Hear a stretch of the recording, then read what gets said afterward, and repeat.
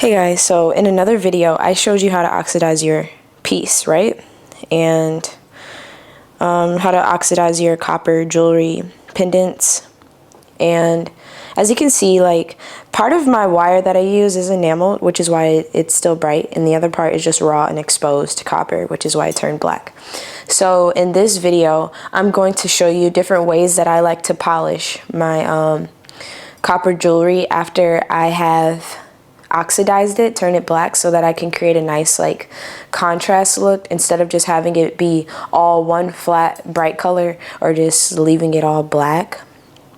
So I like to use this buffing mill. I got this from, man, what is the store called? It might be called Harbor and Freight. I think that's the name of the store. It's a 6-inch buffer, and it has these like pads on the sides of it that, you know, polish the piece at a very rapid rate. You have to be careful with this machine. You don't want to use like chains. It can get caught in it and like spin out of control and hurt you. I've cut myself from polishing with this and having a chain get stuck in it, and like the pendant like swung really fast and sliced my hand a little bit.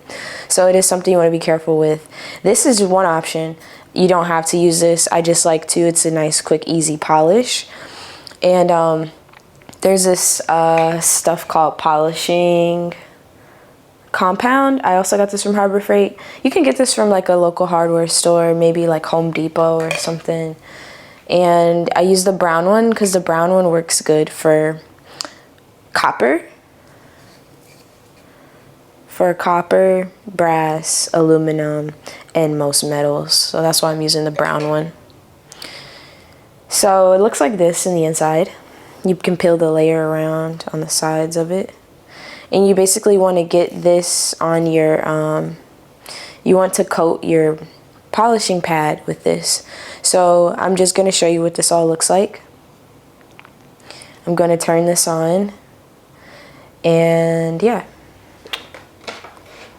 I'm going to turn it on, coat this, and polish my piece.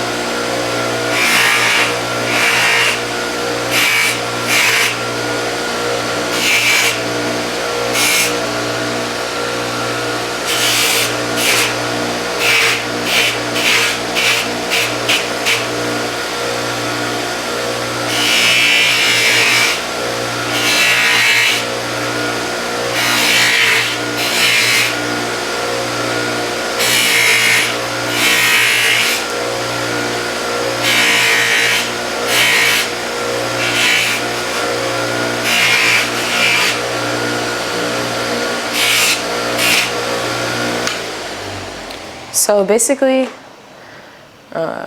give you a good look. So it's done being polished. The final step is I will rinse this off with water, right, and soap, and scrub it to remove some of the black little residue. But when you're using this wheel, you have to hold this really firmly because the wheel is turning so fast that if you loosen up, it can literally send your piece flying. But you saw it was dark before, now it's brighter and polished. I'm going to wash it off with soap and water and a toothbrush and scrub it so you can see what it looks like in the final result. For the final step, what I like to do is take the piece and get some soap. I just put the soap directly on the pendant. Hand washing soap, nothing special.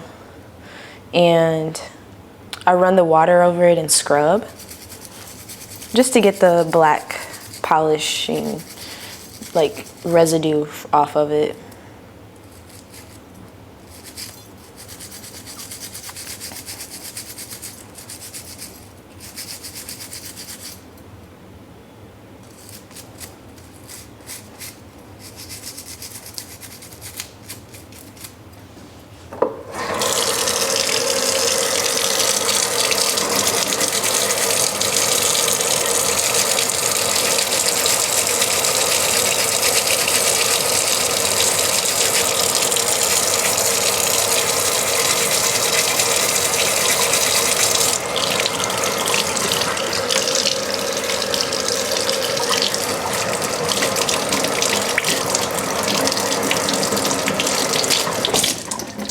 So as you can see, it has that nice dark and light contrast now, which adds a lot of depth of field to your piece. And you know, it adds more character to the look of it. Some people like it how it was before.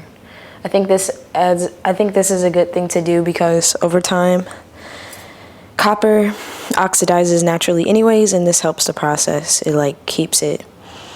It just makes it look better over time because there's already pieces that are already oxidized, so they won't turn as darker looking.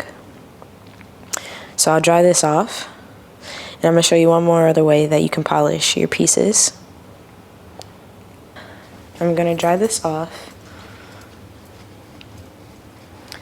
And one other way that you could polish your pieces, I have these polishing pads that are available on my website and my Etsy store.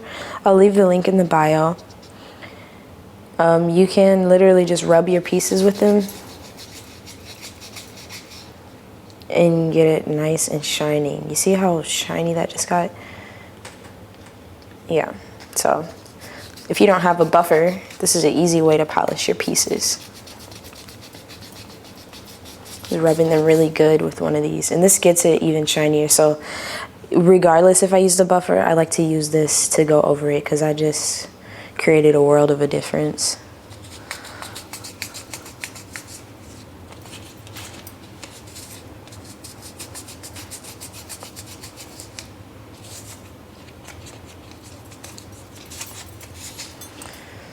And there we have it. I'll show you guys over here on the light.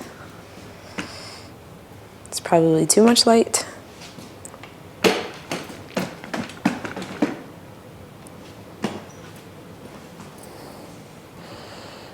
That's what it looks like once you polish it.